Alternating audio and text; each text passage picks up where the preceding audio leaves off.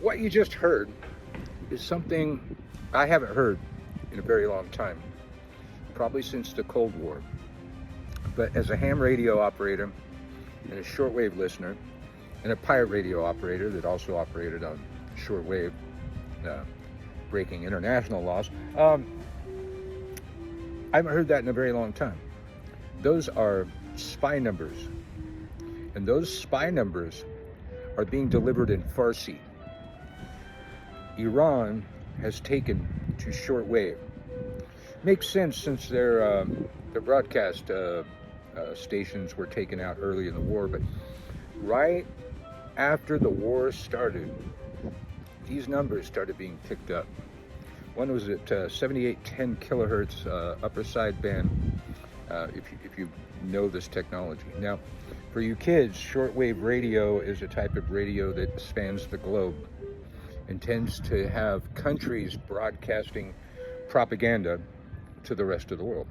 We had a station like that until Kerry Lake gutted it, called the Voice of America. That's pretty much what it's for.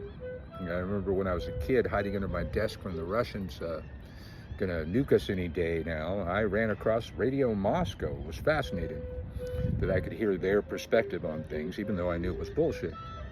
Now, spy numbers being broadcast by Iran on shortwave means some shit's about to go down. Spy numbers was an old way of communicating with covert operatives and sleeper cells around the world to activate them and give them their marching orders. Unless you know the code, it can never be broken. It's really hard to find the transmitting site because a smart spy number broadcasts a sequence of spy numbers, turns it off, relocates to another place, and in the spy numbers they have put spy numbers for when their next broadcast is going to be, maybe even on what frequency in case they have to change frequencies, because at 7810 kilohertz it sounds like the US is jamming them. I'll play that in a minute. I'll play the jamming device. But then there's another frequency. You can see it right there. If you have an old shortwave radio lying around, or your grandparents do, or something. It's interesting to listen to, and it used to be a hobby for people to pick up spy numbers from all over the world and log where they found the spy numbers. But it's a very old way of communicating, and I hate to heap any praise on the brutal regime of Iran, but pretty smart. Al-Qaeda was using burner phones. And once our intelligence figured that out, they were able to figure out the burner phones. Figure out, who bought them, what accounts bought them, whatever, and then track the burner phones, or where they found burner phones in a certain area. Matter of fact, Osama bin Laden was taken out because one of his aides had a burner phone, and they had figured out which burner phone was his and followed him to where Osama bin Laden was. Other than that, we couldn't find him. He was hiding in caves and stuff the whole time. But they used burner phones. Once they figured out that they were using burner phones, it was only a matter of time to figure out where they are.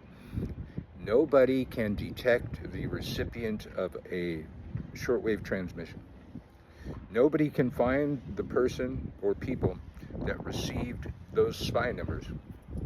Without the code, there's no way of ever telling what those spy numbers mean. It's always just a long string of numbers read very slowly out there on the shortwave. And back in the Cold War, we knew what those were. We knew those were the Russians communicating with their people. You could usually tell by the accent, or the Americans communicating with our people. We did it too. Everybody was using that because it's an untrackable method of communicating with your operatives. We should be concerned, especially as just a couple days ago now, the Trump administration turned off the terrorist alert network thing. Those of you that have been around a little while remember ever since 9/11, we had this terrorist threat level every day, from all the way from red to orange to yellow to green. And, you know, if you're green, you're good. And the closer you get to red, the more possibility there's going to be a terrorist attack. And why did the Trump administration take that down? Well, they said they want to make sure that everything's vetted and proper. Yeah, you never want to make sure anything's vetted and proper. I've said it before, and I'll say it again. Trump is planning, or at least making allowed to happen, a false flag terrorist attack, or allowing a terrorist attack, much like Bush did, much like George W. Bush did. Now, back in 9/11, the intelligence was there, but they didn't follow the intelligence. Now, the intelligence departments that handle these things have been gutted by the Trump administration, because he thinks if there's an attack on the homeland, he can cancel the elections. Keep your head on a swivel. And I'm going to show you some other clips now. Keep your head on a swivel, stay low, move in a serpentine fashion. Nu sikkerhed, det tegn, sikkerhed, du, tegn, nu, tegn,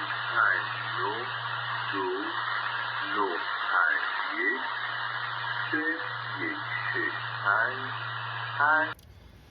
So yeah, the Iranians are going low tech. Historically, I guess with the exception of the atom bomb on Hiroshima and Nagasaki, technology has never won a war. We've always had better technology. Did we win in Afghanistan? No. Did we win in Iraq? Not really. Not really. They're chanting death to America right now in Iraq. Did our technology help us in Vietnam? Did we win? No. No. We haven't won in a long time, people. Oh, Venezuela. Okay, we won there. But for all of our horses and all of our men, Iran's going back to fucking ancient technology, man. Shortwave radio. And as such,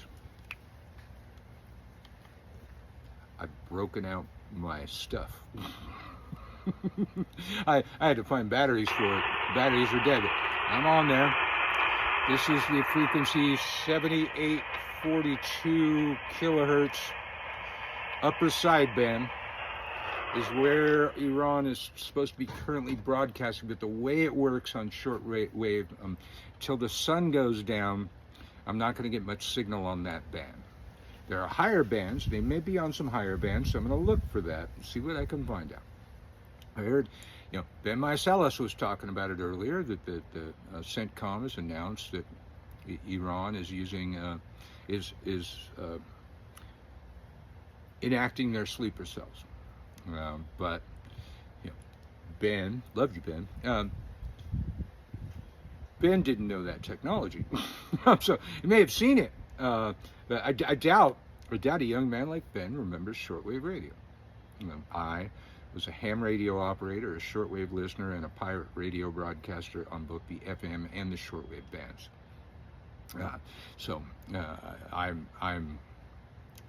I'm appalled, but I'm also thrilled that I have a reason to break out all my equipment and start hanging wires in the trees, trying to pick up these transmissions.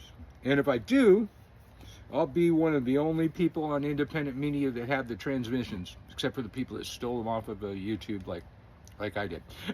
But I'll get them. I will get them. But here is their first one. I believe it was 7810 kilohertz upper sideband. That's what they have been broadcasting on. U.S. caught on to it, put a jamming satellite on there. I'm shocked that we even still have that technology. One of the first of its kind was the Russian Woodpecker. It was a Russian satellite meant to jam the voice of America. The Voice of America is our propaganda arm to the world on shortwave radio. Plenty of countries are still using this. You can hear Cuba all the time. You can hear most of the countries in the world still broadcasting. Kerry Lake gutted the Voice of America, and last I heard, we are broadcasting OAN. They're worse than Fox on the Voice of America. I have not run across a Voice of America broadcast, but now, I'm breaking out my shortwave again. We'll see if I run across that. Maybe I'll get some interesting stories from that. But Iran's using some ancient technology, and we're using some ancient technology to try and stop their ancient technology. We'll see how that works out. Here's the jamming signal.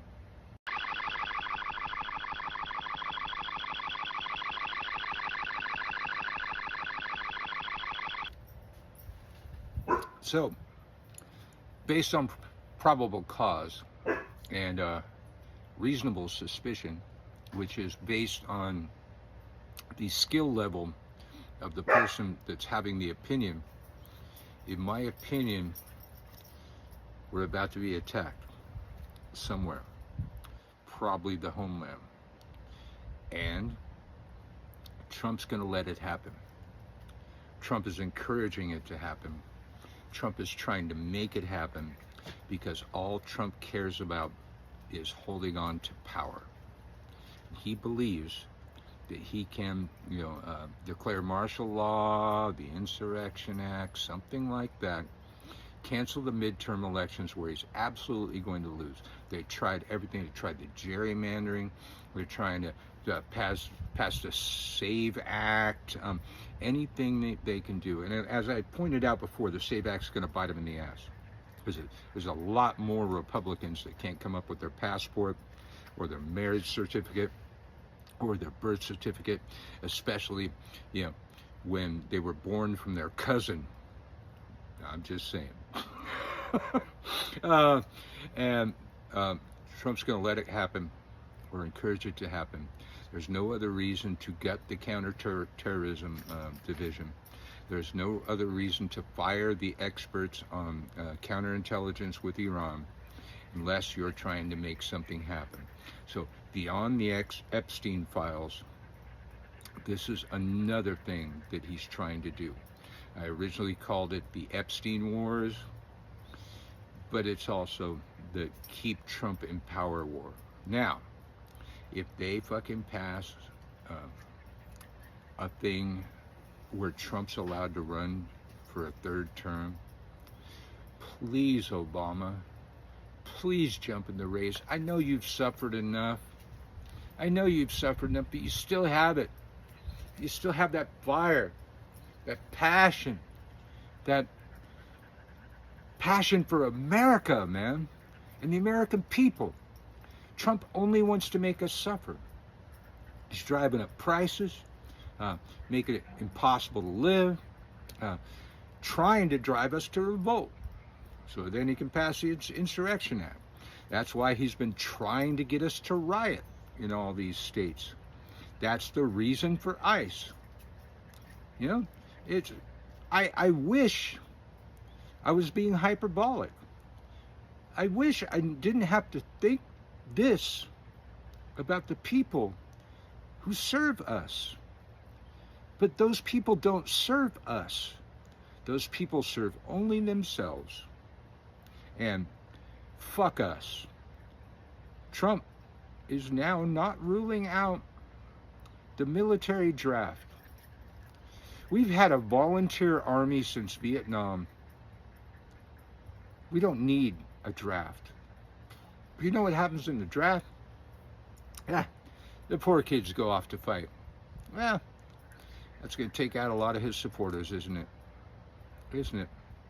And the parents of those kids are not going to be his supporters. I'm not going to be a supporter. My kid is not going off to your fucking war. Got a couple years before he's 18. It ain't going to fucking happen. I'll flee with him. Unless he really, he'll be 18, then he can decide. But I'll fucking go to another country to draft dodge my son. He's not fucking going. It ain't me. It ain't me. I ain't no senator's son. It ain't me. It ain't me. I ain't no fortunate one. Michael Carell from the WTH News Network. If you love the happy news I bring you every day, subscribe. Thank you for subscribing. Hit all those buttons. Leave me some comments. I really like the comments. I respond to the comments. If you comment, I'm going to say something back, or at least like your comment. You know, if I'm really, really, really busy. But I like to have discussions. Yeah. Okay. Here I am, a talking head on the camera. But I just don't want to talk to the camera. I want to talk to you. You're watching. You're my viewers, man. And I love you. I love you. I hope you love me back. All right. And I hope we get through this fucking thing and get to the midterms, have an election, and fry that bitch. Fry that bitch. Take him out of power. Kick him out of the presidency. Send him to The Hague to be tried for war crimes. Be the first president we ever extradited, and I would hope that the next Democratic president extradites this bitch to The Hague to hang for his crimes. That's my take. I'll see you next time.